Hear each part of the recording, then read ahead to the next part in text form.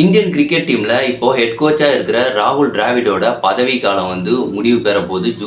ஜூலை மாசத்தோட முடிவு பெற போகுது. ஸோ அதனால இப்போ பிசிசிஐ என்ன சொல்லியிருக்காங்க அப்படின்னா, இப்போ யார் வேணாலும் மே 29ஆம் தேதிக்குள்ள ஹெட் கோச் பொசிஷனுக்கு யார் வேணாலும் அப்ளை பண்ணலாம் அப்படின்னு சொல்லியிருக்காங்க. அதை பத்தி தான் நம்ம இந்த வீடியோல பார்க்க போறோம். வாங்க வீடியோக்குள்ள போலாம்.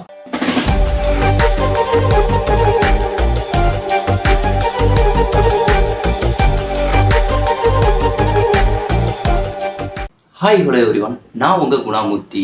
இந்தியன் கிரிக்கெட் டீமில் இதுக்கு முன்னாடி ஹெட் கோச்சஸாக கேரி கிறிஸ்டன் இருந்திருக்காரு. அவர் தலைமையில் இந்தியா வேர்ல்டு கப் வின் பண்ணாங்க. 2011 தோனி அந்த லாஸ்ட் பால் 6 அடித்து வின் பண்ணுவார்ல அந்த மொமெண்ட். அதன் பிறகு இந்தியன் டீம் கோச்சாக ரவி சாஸ்திரி இருந்தார். அதுக்கப்புறம் அனில் கும்ப்ளே இருந்தார்.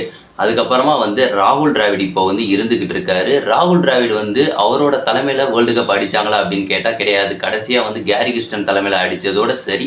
அதுக்கப்புறம் 2013 சாம்பியன்ஸ் டிராஃபி அடித்ததோட சரி. அதுக்கப்புறம் எந்த ஒரு ஹெட் கோச்சும் தலைமையில் எந்த ஒரு வேர்ல்டு கப்பும் இந்தியன் டீம் வின் பண்ணவே இல்லை.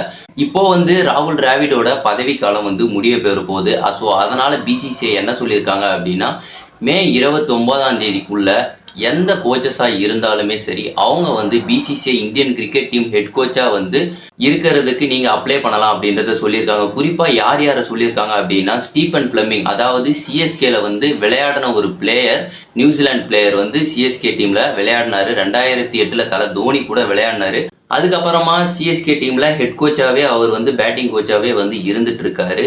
இப்போயும் அவர் தான் இருந்துகிட்டு இருக்காரு. அதுக்கப்புறம் ரிக்கி பாண்டிங் டெல்லி கேபிட்டல்ஸில் பேட்டிங் கோச்சாக இருந்துக்கிட்டு இருக்காரு. அவர் அதுக்கு முன்னாடி ஆஸ்திரேலியன் கிரிக்கெட் டீமில் ஒரு தரமான பேட்ஸ்மேன் அப்படின்னு சொல்லலாம். அவர் தலைமையில் பல உலகக்கோப்பையில் அவர் வென்று கொடுத்துருக்காரு. அது மட்டும் இல்லாமல் அவர் மும்பை இந்தியன்ஸ்லேயும் விளையாடி இருக்காரு ஐபிஎல்ல. அதுக்கப்புறம் இப்போ டெல்லி கேபிட்டல்ஸில் இருந்துக்கிட்டு இருக்காரு. இவங்க 2 பேரையுமே பிசிசிஐ அப்ளை பண்ண சொல்லி கேட்டிருக்காங்க. இதுக்கு என்ன தகுதி இருக்கணும் அப்படின்னா, 60 வயசு ஆயிருக்கக்கூடாது, அதை விட கம்மியாக இருக்கணும். இப்போ ஸ்டீஃபன் ஃப்ளெமிங்க்கு 51 வயசு தான் ஆகுது.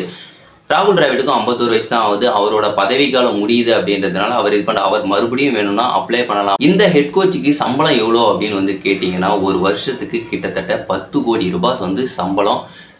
இப்போ ஸ்டீஃபன் ஃப்ளெமிங் வந்தால் எப்படி இருக்கும்? அது மட்டும் இல்லாமல் ரிக்கி பாண்டிங் இருக்கார். இந்த 2 பேரில் யார் இந்தியன் டீமை வழி நடத்தினா நல்லா இருக்கும் அப்படின்றது உங்களுக்கு என்ன தோணுது அப்படின்றத கமெண்ட்டில் சொல்லுங்கள். அது மட்டும் இல்லாமல் எனக்கு பர்சனலாக என்ன தோணுதுன்னா, ஸ்டீஃபன் ஃப்ளெமிங் இந்தியன் டீமை வழி நடத்தலாம் அப்படின்ற மாதிரி தோணுது.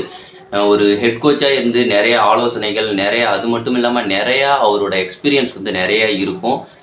அவங்கள கண்ட்ரியோட எக்ஸ்பீரியன்ஸ் அவருக்கு இருந்திருக்கும். இந்த நம்ம சிஎஸ்கேல இருந்த ஒரு எக்ஸ்பீரியன்ஸ் இருந்திருக்கும். அது மட்டும் இல்லாமல் நிறைய ஆலோசனைகள் நிறையா அவர் கொடுப்பாருன்னு தோணுது. அது மட்டும் இல்லாமல் ரிக்கி பாண்டியும் குறைச்சி எடை போடக்கூடாது. அவரும் ஒரு நல்ல பேட்ஸ்மேன், நல்ல கோச்சாகவும் இருந்துகிட்டு இருக்காரு. டெல்லி கேபிட்டல்ஸ் கிட்டத்தட்ட இந்த வருஷம் ஐபிஎல்ல பார்த்தோம் அப்படின்னா, அவங்க டீம் 5வது பொசிஷனில் இப்போ இருந்துக்கிட்டு இருக்காங்க. பேட்டிங்கில் நல்லா பர்ஃபார்மன்ஸ் கொடுத்துட்ருக்காங்க. அந்த அளவுக்கு ஒரு காரணம் அப்படின்னா, பிளேயர்ஸ் ஒரு காரணம் அப்படின்னாலும், ஒரு டீம் வின் பண்ணுறதுக்கு கோச்சும் ஒரு முக்கியமான காரணம். எந்தெந்த ப்ராக்டிஸ் எடுக்கணும், எப்போ என்ன பண்ணணும் அப்படின்றத எல்லாத்தையும் சொல்கிறது, பிளேயரை இந்த மேட்ச்சில் இவங்களை கொண்டு போங்க அப்படின்ற சஜஷன் கொடுக்கறதுல இருந்து எல்லாமே ஹெட் கோச்சோட வேலையாக இருந்துக்கிட்டு இருக்குது. இதை பற்றி நீங்கள் என்ன நினைக்கிறீங்க அப்படின்றத கமெண்ட்டில் சொல்லுங்கள்.